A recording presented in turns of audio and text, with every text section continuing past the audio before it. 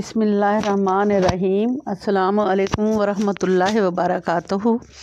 आज का टॉपिक एक तकलीफ़ पर दो इनाम।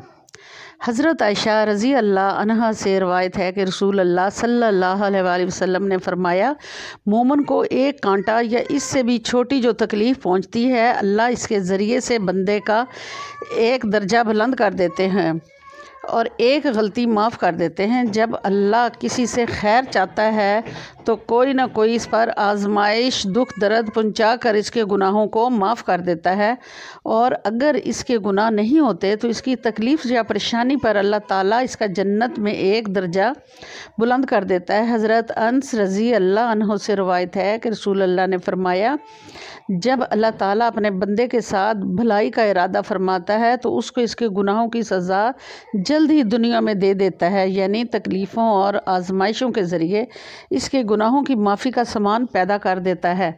और जब अपने बंदे के साथ बुराई का इरादा करता है तो इससे इसके गुनाह की सज़ा दुनिया में रोक लेता है। क़यामत वाले दिन उसको पूरी सज़ा मिलेगी। आजमाइश जितनी बड़ी होगी, जितनी अजीम होगी, बदला भी इसी कदर अजीम होगा। हज़रत अब्दुल्ला रज़ी अल्लाह अन्हु फरमाते हैं कि एक मरतबा मैं नबी करीम सल्लल्लाहु अलैहि वसल्लम की खिदमत अक़दस में हाज़िर हुआ। उस वक़्त आपको बुखार था। मैंने आप पर अपना हाथ फेर कर अर्ज़ किया, या रसूल अल्लाह, आपको बहुत सख्त बुखार है। आपने फरमाया, हाँ, मुझे तुम्हारे दो आदमियों के बराबर बुखार होता है। इब्ने मसूद रज़ी अल्लाह अन्हु फरमाते हैं कि मैंने अर्ज़ किया कि ये इस वजह से होगा कि आपको दुगना सवाब मिले। आपने फरमाया, हाँ, और फिर फरमाया कि जिस मुसलमान को बीमारी की वजह से या इसके अलावा किसी और वजह से तकलीफ़ पहुंचती है तो अल्लाह ताला इसके ज़रिए इसके गुनाह इसी तरह दूर कर देता है जैसे दरख्त अपने पत्ते झाड़ता है।